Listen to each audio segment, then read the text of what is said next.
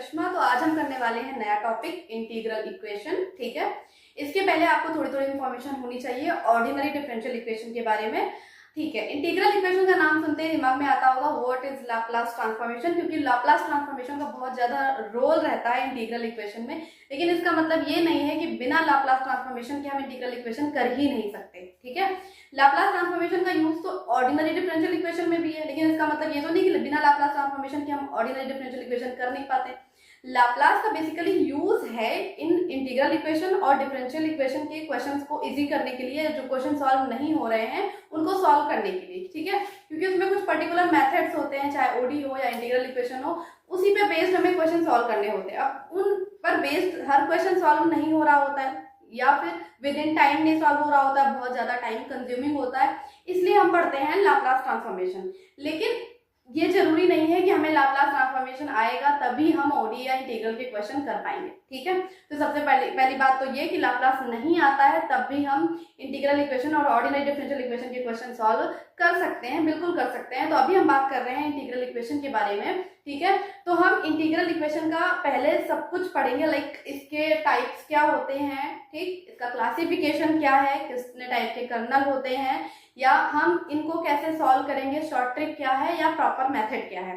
पहले हम सब कुछ इंटीग्रल इक्वेशन के बारे में पढ़ेंगे, फिर हम सेकंड वीडियो में लाप्लास ट्रांसफॉर्मेशन देखेंगे कि लाप्लास ट्रांसफॉर्मेशन दिखते कैसे हैं, या उसके मेन जो फॉर्मूलाज हैं, या जो मेन जो कुछ टाइप्स हैं, कुछ टाइप के फंक्शन हैं जिनका हमें लाप्लास ट्रांसफॉर्मेशन का फॉर्मूला याद ही होना चाहिए, और उनका इनवर्स लाप्लास ट्रांसफॉर्मेशन के कुछ फॉर्मूलाज हैं जो जरूर याद होने चाहिए। ये सब हम देखेंगे सेकंड वीडियो में। ठीक है, फिर थर्ड वीडियो में हम ये देखेंगे कि कौन से ऐसे क्वेश्चंस हैं ऑर्डिनरी डिफरेंशियल इक्वेशन के या इंटीग्रल इक्वेशन के जो लाप्लास की हेल्प से इजीली सॉल्व हो जाते हैं। ठीक है, तो हमें चीजों को बहुत इजी करके चलना है, स्टेप बाय स्टेप प्रोसीड करना है।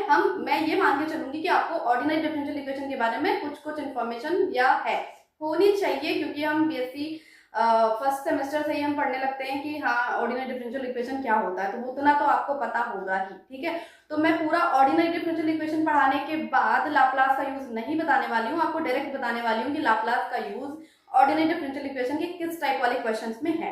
ठीक है, इंटीग्रल इक्वेशन एक ऐसा टॉपिक है जो हमें पहले से नहीं पता होता है, लाइक हम इतना हमें हमारे सिलेबस में लाइक बीएससी या एमएससी में कोई जरूरी नहीं है कि ये मैंडेटरी होता है कि हाँ जगह करवाया जा रहा है। ठीक है, तो ये टॉपिक हम बेसिकली एंट्रेंस एग्जाम को क्वालिफाई करने के लिए करते हैं, क्योंकि ये बहुत इजी टॉपिक है, बहुत कम मतलब 2-4 दिन का टॉपिक है, जो मैं आज एक ही लेक्चर में आपको कराने वाली हूँ मेन चीजें बता के। ठीक है, और इससे गेट के और नेट के और जितने भी एंट्रेंस होते हैं पीएचडी लेवल के या पीजी एंट्रेंस लेवल के, वहाँ बहुत आसानी से बहुत छोटे छोटे फॉर्म में क्वेश्चन आ जाते हैं, और इन्फॉर्मेशन ना होने की वजह से हम छोड़ के आ जाते हैं। तो आज हम इंटीग्रल इक्वेशन करेंगे। ठीक है, इंटीग्रल इक्वेशन के बारे में सब कुछ सीखेंगे कि इसमें क्या क्या होता है। ठीक है, तो आप पहली बार ये पढ़ने जा रहे हो तो आप ये सोचकर पढ़ें कि ये ऐसी वीडियो है कि एक ही वीडियो करके हमें सब कुछ समझ में आ जाने वाला है इंटीग्रल इक्वेशन के बारे में। रह जाएगा क्या प्रैक्टिस, तो वो आप खुद से करें। ठीक है, और अगर नहीं भी हो रहा है इन मेथड से क्वेश्चन, तो आप थोड़ा सा पेशेंस रखिए, जब सेकंड वीडियो अपलोड होगी लाप्लास ट्रांसफॉर्मेशन पे, वहां उससे मैं आपको बताऊंगी कि कैसे जो इंटीग्रल इक्वेशन के क्वेश्चन जो टफ हैं इनके प्रॉपर मेथड से वो कैसे लाप्लास की हेल्प से इजीली सॉल्व हो रहे हैं। ठीक है, तो आप पेशेंस रखें जब तक ये तीनों वीडियो अपलोड होती हैं, तो आप स्टेप बाय स्टेप चलें। ठीक है, इधर उधर से चीजें कलेक्ट करके फिर कहीं की इन्फॉर्मेशन कहीं लगा के आप कुछ सीख नहीं पाएंगे। तो आप जिस भी चैनल को या जिसे भी फॉलो करें, what ever its your choice, आप बिल्कुल बेसिक से चलें, क्योंकि हर कोई अच्छा ही पढ़ा रहा होता है। अब ये आप पर डिपेंड करता है कि आप किस पर ट्रस्ट करते हैं और कैसे प्रोसीड करना चाह रहे हैं।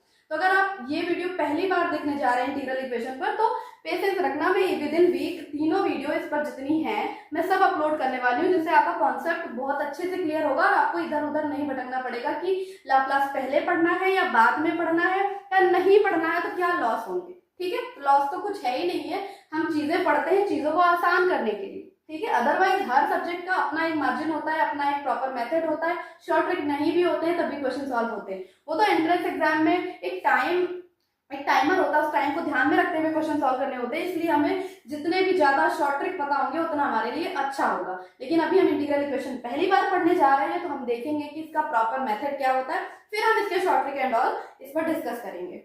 ठीक है, ओके, तो अब हम प्रॉपर डेफिनेशन से स्टार्ट करते हैं कि इंटीग्रल इक्वेशन की डेफिनेशन क्या है। देखो, इंटीग्रल इक्वेशन कुछ नहीं है, एक इक्वेशन है integral equation is an equation in which unknown function appear under one और मोर इंटीग्रल साइन। ठीक है, इंटीग्रल साइन ये, इसके अंदर एक या एक से ज्यादा इंटीग्रल साइन के अंदर हमें अननोन फंक्शन दिखाई देंगे। ठीक है, वन और मोर इंटीग्रल साइन, एक या एक से ज्यादा इंटीग्रल साइन के अंदर हमें क्या दिखाई देंगे, अननोन फंक्शन दिखाई देंगे। तो इस टाइप के इक्वेशन को हम कहते हैं इंटीग्रल इक्वेशन। बहुत नॉर्मल सा इसका डेफिनेशन है। ठीक, अब हम देखते हैं कि इसका जनरल फॉर्म क्या होता है। तो इसका जनरल फॉर्म कुछ इस टाइप से होता है, alpha of x i y of x equals to f of x plus lambda times integration of k of x t j of y of t d t. ठीक है, जहां पर के ऑफ एक्स टी कर्नल के नाम से जाना जाता है। ठीक है, जो कि अननोन है। ठीक है, तो इसने डेफिनेशन जो मैंने अभी बताया था डेफिनेशन में, कि डेफिनेशन में क्या होता है कि इंटीग्रल इक्वेशन एक इक्वेशन है जो जिसमें किसी एक इंटीग्रल या एक से ज्यादा इंटीग्रल के अंदर क्या दिखाई देगा, अननोन फंक्शन दिखाई देंगे कि हाँ अननोन फंक्शन का काम कौन कर रहा है, के ऑफ एक्स टी। तो ये है general form of integral equation.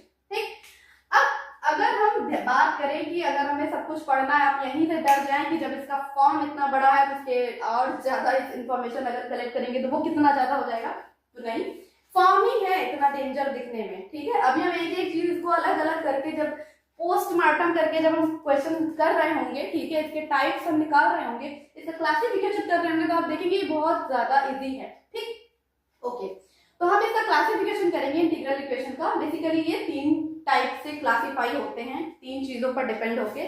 First चीज क्या है, वो अल्फा ऑफ एक्स, ये जो राइट साइड में लिखा हुआ है अल्फा ऑफ एक्स, इस पर डिपेंड करेगा इंटीग्रल इक्वेशन का टाइप। अगर alpha of x equals to 0 है, ठीक है, तो हम उसे बोलेंगे ये integral equation of first kind है। क्लियर?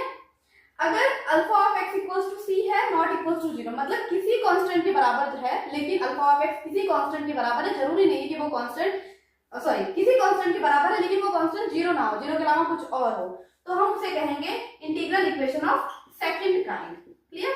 अब मान लो अल्फा ऑफ एक्स अपना कोई वेरिएबल है, ना ही 0 है ना ही कोई अदर कांस्टेंट है, कोई वेरिएबल है, तो हम उसे कहेंगे कि इंटीग्रल इक्वेशन किस टाइप का होगा, किस टाइप का, थर्ड काइंड का होगा।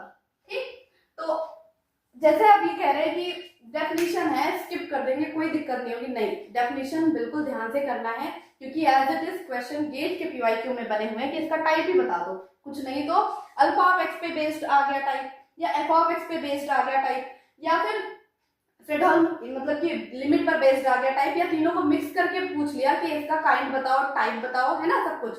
तो आपको पता होना चाहिए कि किसके वेरिएशन से क्या इसमें टाइप कौन सा चेंज होने वाला है। ठीक है, तो मैंने बताया कि अल्फा ऑफ एक्स पर कैसे डिपेंड करेगा कि अगर वो 0 है तो क्या हो जाएगा, फर्स्ट काइंड।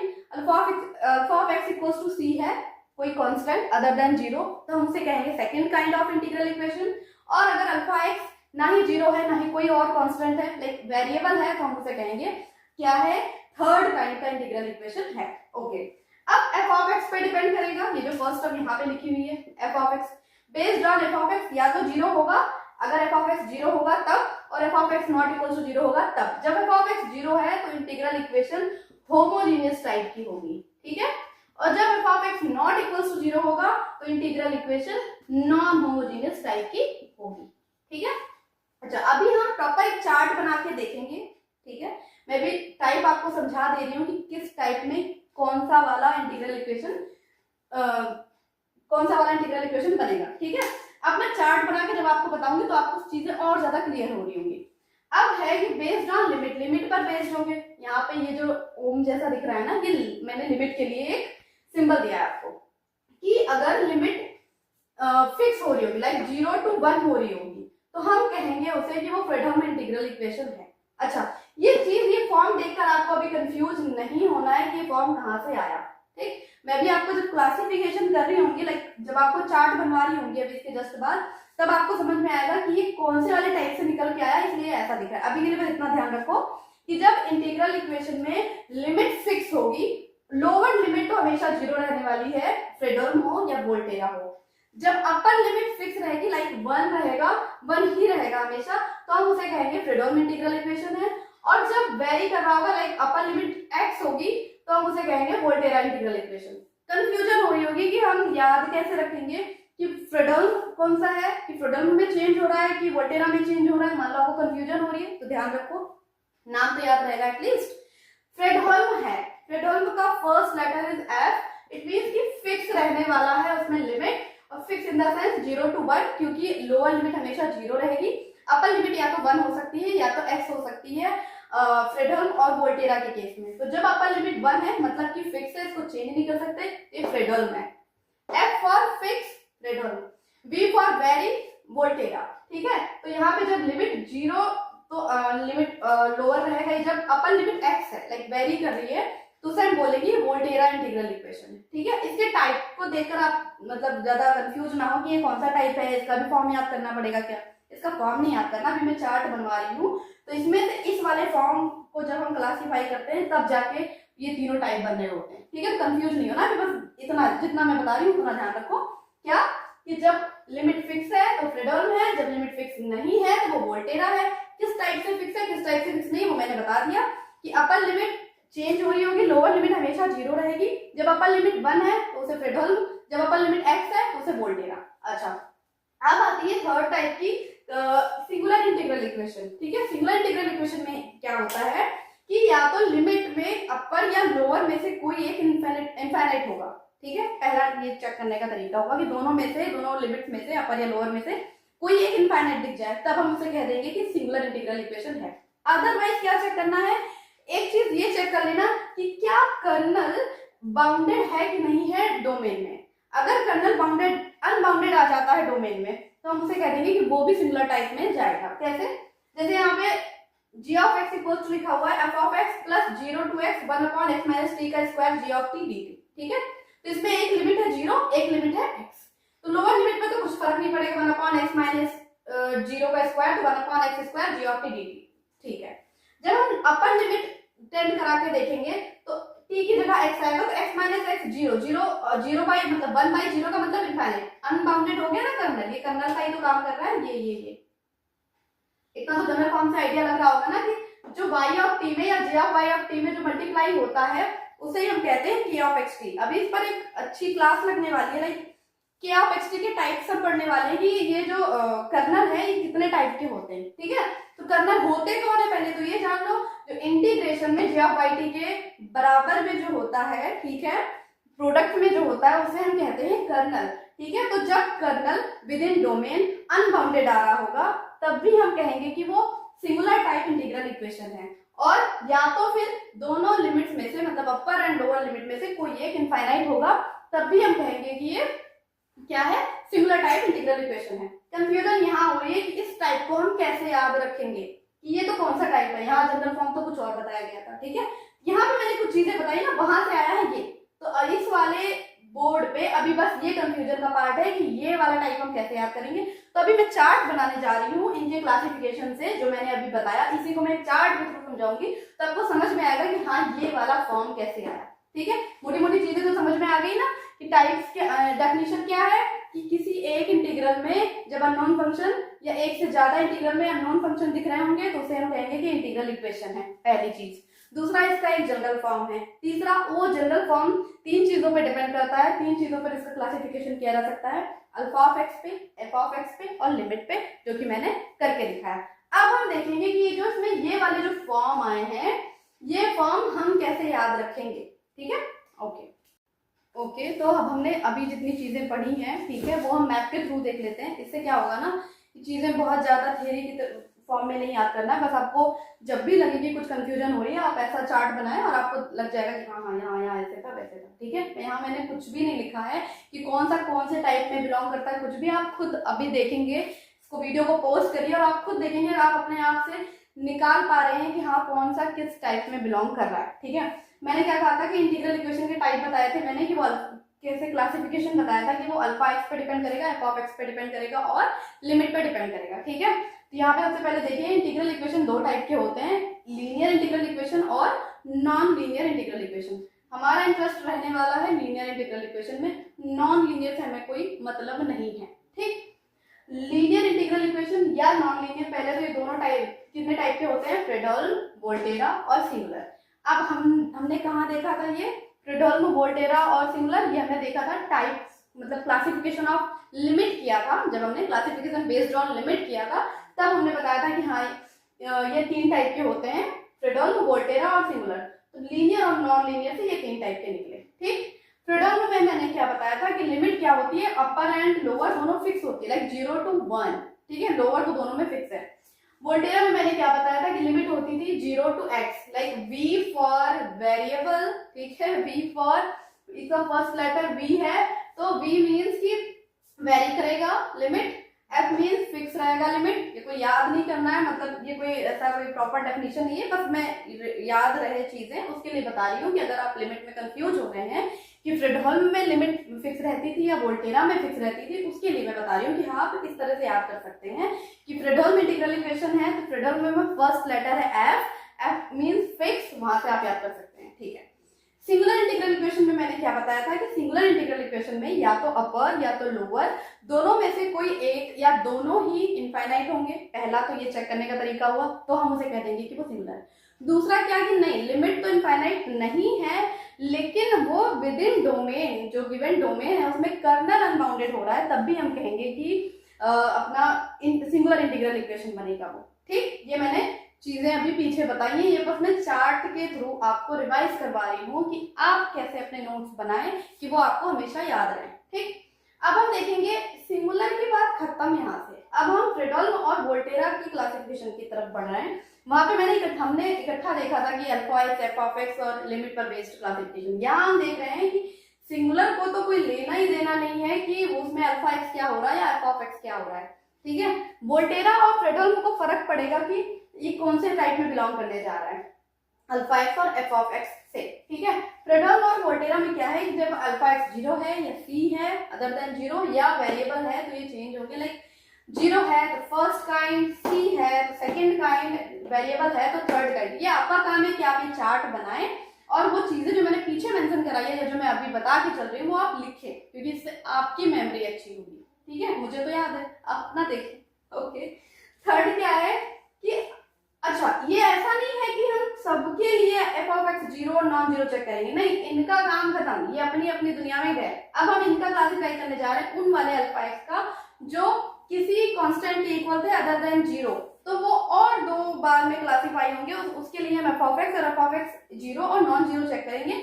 अगर एफ ऑफ एक्स 0 होगा तो उसे होमोजीनियस और नॉन 0 होगा तो उसे नॉन होमोजीनियस। तो अब जाके पीछे आप देखिए जो बोर्ड में एक जनरल फॉर्म लिखा हुआ था फॉर वोल्टेरा एंड फ्रेडहोल्म, उसका टाइप अब आपको समझ में आएगा। उसमें अल्फा एक्स सी होगा, 0 नहीं होगा, और ये दोनों टाइप की किसी में से भी हो सकते हैं। ठीक है, तो आप जनरल फॉर्म बनाएंगे, जनरल फॉर्म बनाने के बाद आप देख पाएंगे कि हाँ अब चीजें रिलेट हो रही हैं। ठीक है, नहीं भी हो रही है तो आप आगे बढ़ें, आपको समझ में आएगा। फॉर्म समझना ये बहुत बड़ा टास्क नहीं है, उस फॉर्म पे बेस्ड क्वेश्चंस कैसे करेंगे ये बड़ा टास्क है। ठीक है, तो आपको फॉर्म अगर 20-30% भी समझ में आ गया तो ठीक है, नहीं आया तो आप क्वेश्चन के थ्रू आप देखते हैं ना, आगे सब कुछ समझ में आ जाएगा। ठीक है, बस ध्यान ये रहे कि आपको चीजें इजी वे में पढ़नी है और टफ करके नहीं पढ़ना है कि आधा यहाँ से पढ़ा आधा कहीं से पढ़ा फिर खुद और कंफ्यूज हुए जा रहे हैं। ठीक है, कंफ्यूज नहीं होना है, यहाँ से एक एक चीज करके चलो आप। ओके, तो अब हम देखेंगे कर्नल का क्लासिफिकेशन। अच्छा, हम ये सारी चीजें देख क्यों रहे हैं, पहले हम एक बार सब चीज देख लेते हैं कि कौन कौन सी चीजें हैं जो देखने लायक है और जो बार बार यूज में होंगी। ठीक है, उसके बाद हम जब क्वेश्चन पे जाए ना तो बार बार ये ना हो कि ये किस टाइप का आ गया, इसको कैसे सॉल्व करेंगे। तो पहले हमें चीजें क्लियर होनी चाहिए कि हाँ ये इस टाइप में बिलोंग करता है, इसके क्वेश्चन ऐसे होंगे। इसलिए मैं सबसे पहले सबका क्लासिफिकेशन करा रही हूँ कि कंफ्यूजन क्रिएट होने के चांसेस कम हो। ठीक है, तो अब हम कर्नल का क्लासिफिकेशन देखते हैं। कर्नल चार टाइप के होते हैं basically. First type is separable और डीजनरेट कर्नल। इसमें क्या होता है कि जो कर्नल का टाइप होगा उसमें जितने वेरिएबल्स होंगे x और t वो सेपरेट किए मतलब हम उन्हें सेपरेट कर पाएंगे, लाइक वो e to the power xt या जो भी अलग अलग फॉर्म में होंगे x माइनस t। ठीक है, जो हम सेपरेट कर सकें, कर्नल का ऐसा फॉर्म जो हम सेपरेट कर सकें 2 वेरिएबल में अलग अलग, उसे हम कहेंगे फाइनाइट होने चाहिए। सबसे पहले तो फाइनाइट, ये चीज फाइनाइट होनी चाहिए, जितना भी कॉम्बिनेशन होगा ना उनका वो फाइनाइट कलेक्शन होना चाहिए। और वो जो सेपरेट किए जा सके अलग अलग फंक्शन में, जैसे alpha i of x, beta i of T, x और टी के फॉर्म में अलग अलग सेपरेट किए जा सके, उन्हें हम कहेंगे सेपरेट और डीजनरेट कर्नल। ठीक है, जैसे मैंने एग्जाम्पल में लिख दिया है e to the power x minus टी, इसको हम कैसे लिख पा रहे होंगे, e to the power x, ये अल्फा आई ऑफ एक्स बन गया, और e to the power minus t ये बीटा आई ऑफ टी बन गया। तो मतलब हम इसको सेपरेट कर पा रहे हैं। ठीक है, कोई नया वर्ड तो है नहीं, कहीं ना कहीं हमने पढ़ाई होता है ये। ठीक है। तो यहाँ पे दो चीजें ध्यान देने वाली है। पहली बात तो फाइनाइटली कलेक्शन होगा, यानी कि इनफाइनाइटली हम सेपरेट कर रहे हैं, फाइनाइटली ही करेंगे, ठीक है। और दूसरा कि हाँ सेपरेट कर पा रहे हैं, ठीक, ओके। अब ये होता है ना कि मान लो ऐसा तो है नहीं कि हमेशा लीनियर हो सकता है कि लिमिट में वेरी करके दो फॉर्म में दे दिया जाए कि हाँ ये ऐसे स्प्लिट हो रहा है, ठीक है। उसमें भी चेक करना आना चाहिए कि कौन से वाले डीजनरेट करना होंगे और कौन से वाले नहीं होंगे।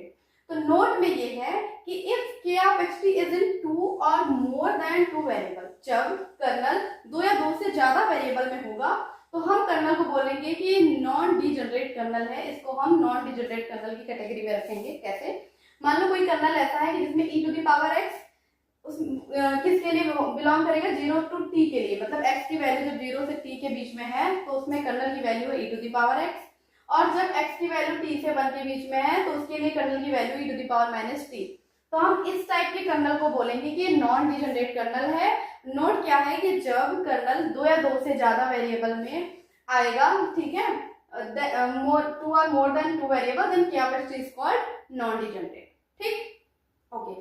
कन्वोल्यूशन टाइप कर्नल में क्या होता है? कन्वोल्यूशन टाइप कर्नल में बस इतना है कि जो भी फंक्शन होगा, ठीक है, कर्नल का, वो x माइनस टी के फॉर्म में होगा, ठीक है। जैसे यहाँ पर क्या ऑफ xt कुछ भी हो सकता है phi of x minus t के फॉर्म में। जैसे आपको साइन x लिखना, तो साइन अगर x माइनस टी के फॉर्म में है, sine of x minus t है, तो उसे हम बोलेंगे कि ये कन्वोल्यूशन टाइप कर्नल है, ठीक, ओके। अब दो टाइप हैं, सिमेट्रिक कर्नल और स्क्यू सिमेट्रिक कर्नल। सिमेट्रिक में कि k of xt k of tx के बार के इक्वल होगा, और स्क्यू सिमेट्रिक में k of xt k of tx के बार के निगेटिव के इक्वल होगा, ठीक है। डेफिनेशन तो ठीक थी, बेसिकली हमें चेक कैसे करना है कि बड़ी कंफ्यूजन होती है, ठीक है। तो हम देख लेते हैं। सबसे पहले जो हमें चेक करना रहेगा कि सिमेट्रिक है या स्क्यू सिमेट्रिक है, तो हम स्टेप 1 क्या लगाएंगे कि जो भी k ऑफ xt गिवन होगा, ठीक है, उसमें t को replace t by x, t को x से रिप्लेस करेंगे। उसके बाद जो भी रिप्लेस करने के बाद एक स्टेप आएगा, वो स्टेप 1 होगा। जो भी रिप्लेस करने के बाद आया उसका बार लेंगे, फिर हम देखेंगे कि वो फिर से k ऑफ tx बना रहा है या उसके निगेटिव का बार बना रहा है, जो भी। तो हम चेक करके देखते हैं। जैसे k ऑफ xt अपना गिवन है i of x minus T, अब i into x minus T, ठीक है। अब हमें बताना है कि सिमेट्रिक है या स्क्यू सिमेट्रिक है, तो हम स्टेप फॉलो करके देखते हैं। पहला स्टेप क्या है, t को x से रिप्लेस करो, तो ठीक है, हम कर रहे हैं i, जहाँ पे x का वहां t कर दिया और यहाँ पे x कर दिया, क्लियर। स्टेप 2 में क्या था कि जो भी स्टेप 1 में आया उसका बार ले लो, तो स्टेप 1 में ये आया, अब इसका बार ले लो, i t माइनस एक्स का बार ले लो, ओके। तो i का बार क्या हो जाएगा, कॉम्प्लेक्स नंबर है, माइनस i हो जाएगा, ठीक। और t माइनस एक्स, ये तो जब तक कॉम्प्लेक्स नहीं होगा, रियल में कुछ भी नंबर हो, उसका बार लेने पर कुछ भी फर्क नहीं पड़ेगा, तो t माइनस एक्स ही रहेगा, ठीक है। तो ये t माइनस एक्स ही बचा, इसमें कुछ चेंज नहीं है। जब i का नेगेटिव, ये इसका नेगेटिव अंदर करेंगे तो क्या बन जाएगा, i x माइनस टी, ठीक। हमने k ऑफ xt क्या लिया था, i of x minus T, और k ऑफ xt का बार स्टेप से हम चल के गए तो फिर से i of x minus t आ गया। इट मीन्स ये फर्स्ट प्रॉपर्टी फुलफिल कर रहा है कि k of xt equals to k of tx का बार। इट मीन्स ये सिमेट्रिक टाइप कर्नल है, ठीक है। इसी टाइप को कर्नल को चेक करना थोड़ा सा टिपिकल होता है, तो स्टेप से सॉल्व कर लो। x को t से पहले रिप्लेस कर दो और फिर जो भी आए, जो भी फॉर्म आए उसका बार ले लो। अगर वो फिर से एज इट इज उसी फॉर्म में वापस आ जा रहा है तो हम उसे कहेंगे कि ये सिमेट्रिक है। अगर एज इट इज वापस नहीं आ रहा, उसमें नेगेटिव लग के आ रहा है, तो उसे हम कहेंगे ये स्क्यू सिमेट्रिक है। अगर उन दोनों में से कुछ भी नहीं आ रहा तो neither symmetric nor skew symmetric, ठीक है। फिर हम बाकी सब में चेक कर लेंगे कि वो सेपरेबल है क्या, ठीक है, या सेपरेबल या डिजनरेट है क्या, या फिर वो कन्वोल्यूशन टाइप है। ये कन्वोल्यूशन टाइप चेक करना सबसे आसान है, जो भी फंक्शन होगा वो x माइनस टी का अगर वो फंक्शन है तो हम उसे कह देंगे कि ये कन्वोल्यूशन टाइप कर्नल है, ओके, ठीक है। तो अब हम थोड़ी सी इन्फॉर्मेशन और बची है वो देख लेते हैं, ठीक है। उसके बाद हम एक प्रॉपर क्वेश्चन सॉल्व करके देख लेते हैं कि जितनी भी चीजें अभी हमने पढ़ी हैं वो अप्लाई करने में कैसे दिखती हैं, ठीक है। तो पहले तो solution of an integral equation कौन सा होता है, ठीक है, क्या होता है, जो भी phi of x integral equation को सेटिस्फाई कर रहा होगा उसे हम कह देंगे कि वो उसका सोल्यूशन है, ठीक है। अब कैसे, वो हम क्वेश्चन के थ्रू देखेंगे। अच्छा, सॉल्व करने के लिए बेसिकली हम क्या कर रहे होते हैं, इंटीग्रल इक्वेशन में इंटीग्रेशन होता है, ठीक है, उसको सॉल्व करते हैं। तो ऐसा तो है नहीं कि हमेशा इंटीग्रेशन में फिक्स्ड लिमिट लगी होंगी, क्योंकि फिक्स्ड लिमिट लगी रहती है तब तो आराम से सॉल्व कर लेते हैं, क्योंकि हमें हमें पता होता है कि डेफिनेट लिमिट का फॉर्म है, उसको सॉल्व कर लेते हैं। लेकिन यहाँ पे वेरिएबल लिमिट की भी बात की गई है वोल्टेरा टाइप इंटीग्रल इक्वेशन में। तो वेरिएबल लिमिट जब होती है तो हम कैसे सॉल्व करते हैं, उसके लिए फॉर्मूला होता है न्यूटन लेबनिज रूल है। दो फॉर्मूला है, लाइक वन वेरिएबल के लिए और टू वेरिएबल के लिए दो फॉर्मूलाज हैं, जिससे हम जब वेरिएबल टाइप का लिमिट होगा तो हम सॉल्व करेंगे। ठीक है, जब फिक्स्ड टाइप का लिमिट होगा तब तो आराम से जैसे हम अभी तक करते हैं डेफिनेट इंटीग्रल इक्वेशन वैसे करेंगे। ठीक है, लेकिन जब लिमिट वेरी करेगी, लाइक जब लिमिट 0 to x होगा, जब वो वोल्टेरा टाइप का होगा, तब हम उस क्वेश्चन कैसे सॉल्व करेंगे, उसके लिए ये दो फॉर्मूलाज होते हैं जो हमने पहले भी पढ़े होंगे जब भी न्यूटन लेबनिज का तो रोल रहता ही है वेरिएबल लिमिट को सॉल्व करने के लिए। ठीक है, वेरिएबल लिमिट वाले जो इंटीग्रेशन होते हैं उनको सॉल्व करने के लिए हम न्यूटन लेबनिज रूल का यूज करते हैं। इसमें क्या है कि d by d x integration of t equals to phi x to psi x f of t d t है। मतलब कि फंक्शन कोई वन वेरिएबल का है, ठीक है, सिर्फ एफ ऑफ टी का है, और अपर और लोअर लिमिट दोनों क्या है, वेरिएबल हैं। ठीक है, कुछ भी हो सॉल्व कैसे करेंगे, अगर अपर या लोअर में से कोई भी एक वेरिएबल लिमिट है तो हम कैसे सॉल्व करेंगे, या दोनों वेरिएबल हैं तो कैसे सॉल्व करेंगे, उसके लिए रूल है। क्या करेंगे कि जो जिस भी फंक्शन का हम निकालने जा रहे हैं, यहाँ पर जो भी फंक्शन होगा, ठीक है, उसमें हम अपर लिमिट रखेंगे और उसका अपर लिमिट रखेंगे F of psi of x, उसके बाद जो भी अपर लिमिट है उसका डिफरेंशिएशन, माइनस फंक्शन में लोअर लिमिट रखेंगे और उसका डिफरेंशिएशन। तो इस तरह से हम वेरिएबल लिमिट वाले वन वेरिएबल वाले क्वेश्चन को सॉल्व करते हैं। ठीक है, अब है फॉर टू वेरिएबल, मान लो फंक्शन अपना दो वेरिएबल में x में और t में है और सेम काम की लिमिट वेरिएबल है, कोई फिक्स लिमिट नहीं है। ठीक, तब हम क्या करेंगे कि जो भी एफ ऑफ एक्स टी है उसको पहले डी बाई डी एक्स के फॉर्म में डिफरेंशिएट करेंगे। ठीक है, और लिमिट और सब कुछ ऐसा एज इट इज रहेगा, बस इसको डिफरेंशिएट करके एक बार लिख देंगे और उसके बाद प्लस लगा के जो हमने फर्स्ट वन वेरिएबल के लिए जो किया था सेम काम वही, कि फंक्शन में अपर लिमिट उसका डिफरेंशिएशन माइनस फंक्शन में सेकंड लिमिट और मतलब कि लोअर लिमिट एंड उसका डिफरेंशिएशन। ठीक है, ठीक है, मान लेते हैं कि आप कंफ्यूज हो गए होंगे। ठीक है, तो अब हम एक क्वेश्चन कर लेते हैं, सारी चीजें क्लियर हो जाएंगी। क्वेश्चन क्या है, show that y of x equals to e to the power x in bracket 2x minus 2 by 3 is a solution of the integral equation y of x plus 2 integration 0 to 1 e to the power x minus t y of t dt equals to 2x e to the power x। Question ये है कि क्या ये हमें बताना है, show करना है कि ये जो y of x है ये इसका सोल्यूशन है, और जब ये इसका सोल्यूशन है इसको सॉल्व करने के बाद ये आ रहा है।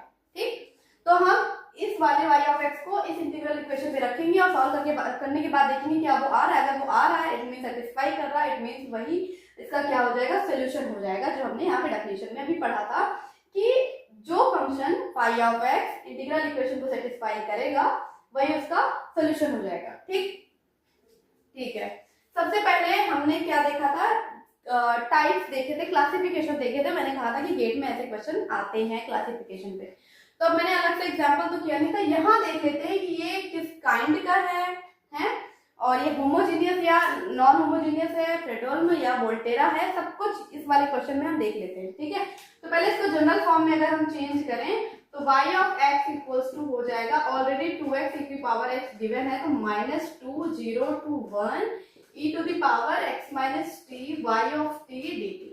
ठीक, अब यहाँ पे कुछ होता था alpha x y of x या y of t जो भी, तो यहाँ पे अल्फा की वैल्यू क्या है, 1।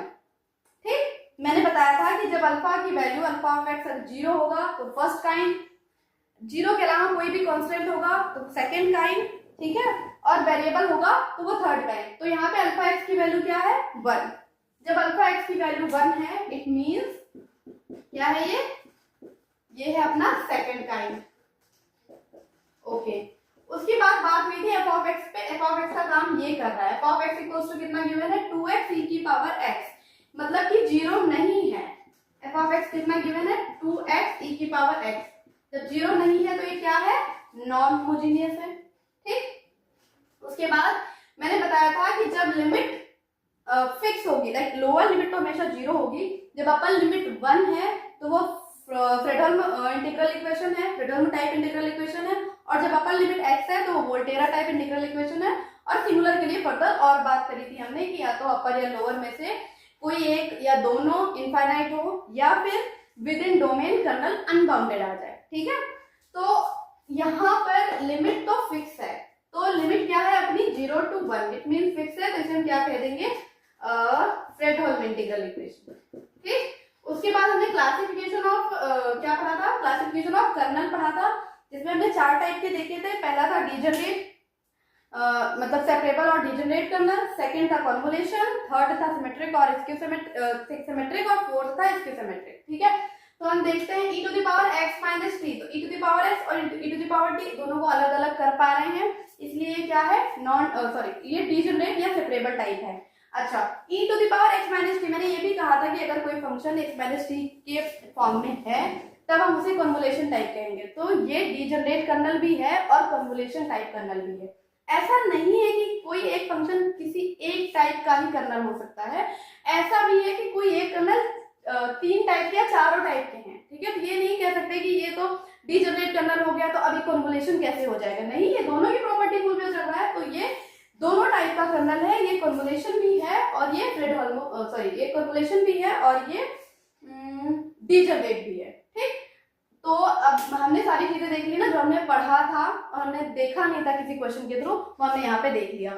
और ये बिल्कुल स्किप करके नहीं चलना है, एकदम इजी करके नहीं चलना है कि हाँ जाने दो, इससे कुछ खास फर्क नहीं पड़ने वाला है। फर्क तो पड़ ही जाता है ना, हर चीज से पड़ जाता है, तो इसलिए ध्यान से करना है। अब हम क्वेश्चन सॉल्व करेंगे। क्लासिफिकेशन हमने कर लिया कि हाँ हमने देख लिया कि हमने जो पढ़ा था वो कैसे यूज में आएगा।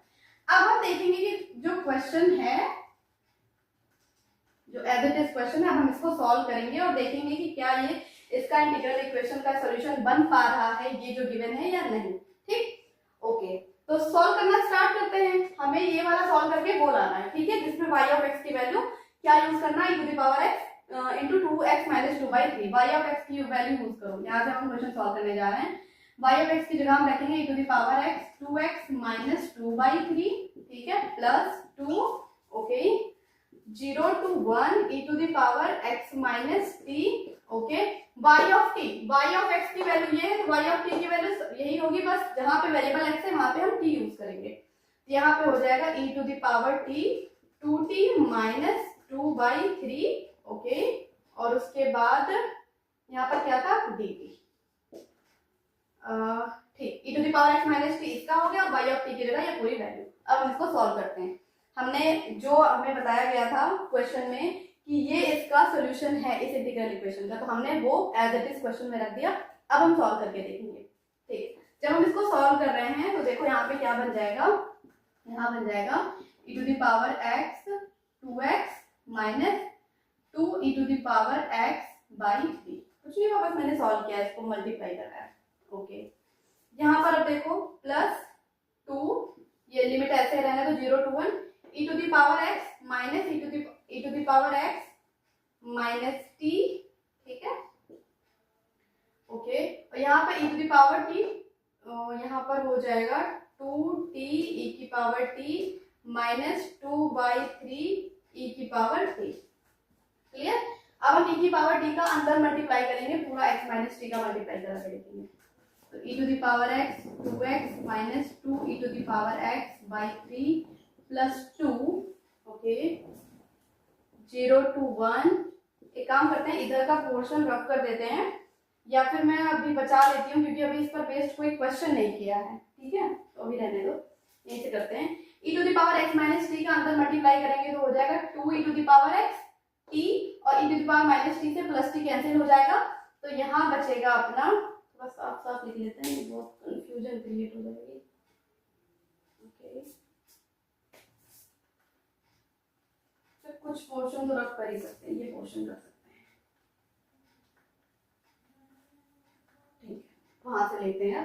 क्या क्या बचेगा, यहाँ बचेगा अपना e to the power x 2x minus 2 e की power x/3 plus 2 0 to 1 e to the power x minus t का ब्रैकेट में मल्टीप्लाई करेंगे 2t e to the power t से, तो minus t plus t cancel, अंदर बचेगा 2t e to the power x 2t। तो बस इसको सॉल्व कर लो। जब इसको हम सॉल्व करेंगे तो 2 e की power x/3 minus 4 e to the power x/3, 4 to minus 6 e to the power x/3, ठीक है, ये e to the power x 2x है अपना, और यहाँ बच जाएगा minus 6 e to the power x by 3 इन दोनों को सॉल्व करके, और ये है प्लस 2 e की पावर x, 3 का मतलब 2, 2 e की पावर x माइनस 2 e की पावर x कैंसिल, तो यहाँ पे सिर्फ आ जाएगा e to the power x into 2x, तो इसके बराबर आ गया। तो यहाँ पे मतलब कि 2 e की पावर x इंटू x, ये तो लाना था हमें, ये हम ले आए। ठीक है, क्वेश्चन में क्या था, क्वेश्चन गिवन था y of x equals to e to the power x 2x minus 2 by 3 is the solution of the integral equation. जो इंटीग्रल इक्वेशन गिवन थी, ये कहा गया था कि ये इसका सॉल्यूशन है, और जो इंटीग्रल इक्वेशन को सॉल्व करने के बाद आया है 2x e की पावर x, ये हमें लेकर आना था। तो हमने स्टार्ट कहाँ से किया, हमने क्वेश्चन में जहां y ऑफ x था वहां पर हमने इसकी वैल्यू रखी, जिसे प्रूव करना है कि हाँ ये, जिसे शो करना है कि हाँ ये इसका सॉल्यूशन है। तो हमने वो वैल्यू यहाँ पे पुट करी y ऑफ x की जगह पे, और अंदर y ऑफ t था, तो हमने जहां पर x था वहां पे हमने t पुट करके बस कुछ नहीं किया, इंटीग्रेशन सॉल्व किया है। यहाँ पे स्पेस कम था तो वहां गए, वहां से यहाँ आए, तो कंफ्यूजन हो गई होगी, तुम्हारे लिए कंफ्यूजन नहीं होनी चाहिए, तुम अपने आप से सॉल्व करके देख लो, कुछ नहीं करना है, y ऑफ x की वैल्यू ये पुट करनी है जो गिवन है, और फिर सॉल्व करके दिखाना है कि क्या ये 2x e की पावर x के इक्वल आ रहा है। अगर आ रहा है तो हम ये कह देंगे कि हाँ ये इसका सोल्यूशन है, मैंने तो दिखा दिया आ रहा है, अब आप अपने से करके देख लो। ठीक है, अब एक क्वेश्चन उस पर देखेंगे जो इस पर बेस्ड हो, लाइक जिसमें न्यूटन लेबनिज रूल लग रहा हो, जहां पर लिमिट वेरिएबल हो। ठीक है, एक क्वेश्चन उस पर देख लेते हैं। तो बस बेसिकली यही था, ऐसे ही सॉल्व करते हैं। अब कुछ रिजॉल्वेंट करना या कुछ चीजें हैं जिनको करके चीजें और सॉल्व हो जाती हैं, चीजें और आसान हो जाती हैं इंटीग्रल इक्वेशन के लिए। ठीक है, ठीक है, तो अब एक क्वेश्चन देखेंगे ऐसा जिसमें हमें सोल्यूशन निकालना है इंटीग्रल इक्वेशन का, और जिसमें लिमिट भी वेरिएबल लिमिट है। ठीक है, तो इसमें सारा कॉन्सेप्ट यूज हो जाएगा।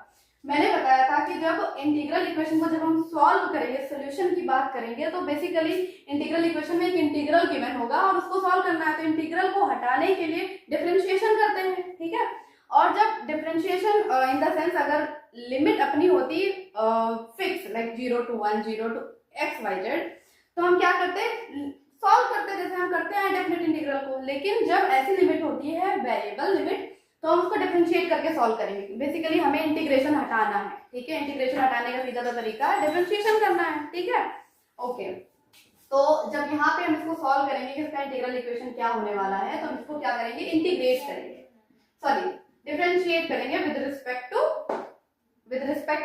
x, differentiate with respect to x। पहली बात, जब डिफरेंशिएट करेंगे तो x के रिस्पेक्ट में, तो x का डिफरेंशिएशन कितना हो जाएगा, 1 इक्वल्स टू, इसका डिफरेंशिएशन करेंगे तो बिल्कुल ऐसा बन जाएगा d by d x, okay, 0 to x e to the power x minus t y of t dt। अब खुद देख लो ये किस टाइप में जा रहा है, फॉर 1 वेरिएबल या फॉर 2 वेरिएबल। तो ऑब्वियसली फॉर 2 वेरिएबल में जा रहा है, क्योंकि इसमें f ऑफ x t क्या है, मतलब जो फंक्शन है वो f e to the power x minus t, मतलब 2 वेरिएबल में है। तो 2 वेरिएबल के भी क्या बताया था कि जो भी फंक्शन है उसका डिफरेंशिएशन कर दो x के रिस्पेक्ट में, और बाकी सब कुछ एज इट इज। उसके बाद फिर हम फंक्शन जो भी है उसमें अपर लिमिट रखेंगे और उस अपर लिमिट का डिफरेंशिएशन करेंगे, माइनस फंक्शन में लोअर लिमिट रखेंगे और लोअर लिमिट का डिफरेंशिएशन करेंगे। ठीक है, अब यहाँ से स्टार्ट हो जाओ, यहाँ तो 1 ही चलेगा।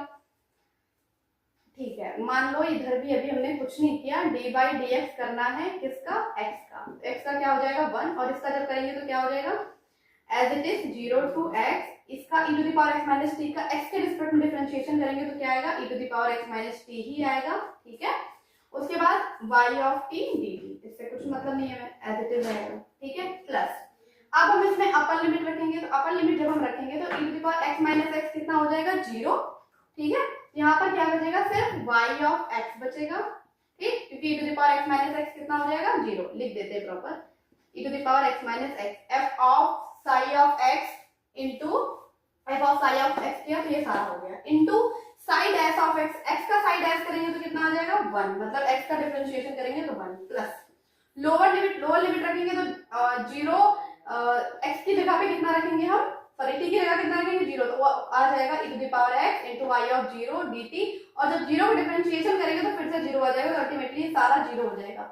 तो हम सबसे पहले जब सॉल्व कर रहे होते तो देखते हैं कि क्या ये दोनों x का तो डिफरेंशिएशन 1 होगा। ठीक है, तो मतलब कि अपर लिमिट का तो डिफरेंशिएशन 1 है, तो उसके रिस्पेक्ट में जो है उसको सॉल्व करेंगे, लेकिन इसके डिफरेंशिएशन से कुछ तो मिलेगा नहीं, इसका 0 आएगा, तो उसका अगर हम इसके प्रोडक्ट को निकाल भी लेंगे कुछ मतलब है नहीं। तो f of phi of x की जगह कुछ भी आता, फाई डैश x 0 है, इसलिए पूरा टर्म 0, तो यहाँ से सॉल्व करते हैं। यहाँ पे क्या बचा, 1 equals to e to the power x minus t y of t d t. क्या बोला गया था इसको? ठीक है, इसको पहले देखते हैं। 0 to x, okay, e to the power x minus t y of t d t plus e to the power x minus x y of x. Y of x को हम क्या नाम देंगे? इसकी जगह पे, इस पूरे की जगह पे हम क्या लिख सकते हैं? ओनली x लिख सकते हैं ना, क्वेश्चन में गिवन था x इक्वल्स टू इतना है, ये पूरा x की वैल्यू तो है, अब यहाँ पे सिर्फ x लिख देंगे प्लस यहाँ क्या बचेगा? e to the power x minus x 0, e to the power 0 की मतलब 1, यहाँ पे सिर्फ क्या बच गया? y of x। निकालना क्या था? इसका सोल्यूशन क्या होगा? तो y ऑफ x बेसिकली निकालना था, तो y of x equals to कितना हो जाएगा? ये 1 तो यहाँ ऑलरेडी था, 1 माइनस x, तो इसका सोल्यूशन क्या निकला? y of x equals to 1 minus x। अच्छा, क्वेश्चन ऐसे आ जाते हैं ना कि दो बार डिफरेंशिएट करना पड़ जाता है, मतलब कि दो बार लेबनिज़ फॉर्म लगाना पड़ जाता है, तब जाके सॉल्यूशन निकलता है इंटीग्रल इक्वेशन का। क्योंकि इंटीग्रल इक्वेशन को सॉल्व करने का एक ही मेथड है कि उसको डिफरेंशिएट करते जाओ। तो मतलब कि डिफरेंशिएट कब करोगे? जब वेरिएबल लिमिट होगी। जब डेफिनेट लिमिट है, लाइक फिक्स लिमिट है, फ्रेडहोल्म टाइप का है, तो कुछ नहीं करना, डायरेक्ट इंटीग्रेशन करो, जैसे हम डेफिनेट इंटीग्रल का इंटीग्रेशन करते हैं। ये सारा जो ड्रामा हो रहा है न्यूटन, लेबनिज़ एंड ऑल, ये सब इसलिए हो रहा है क्योंकि यहाँ पे वेरिएबल लिमिट की बात की गई, वोल्टेरा की बात की गई। ठीक है, तो हमने एक क्वेश्चन देख लिया जो फिक्स लिमिट फ्रीडम पे बेस्ड था, अब हम दूसरा देख चुके हैं जो वोल्टेरा पर बेस्ड है। अब हम एक और क्वेश्चन देखते हैं जिसमें दो बार न्यूटन लेबनिज़ रूल लगाया गया है। ठीक है, तो आपका कॉन्सेप्ट अच्छे से क्लियर हो जाएगा।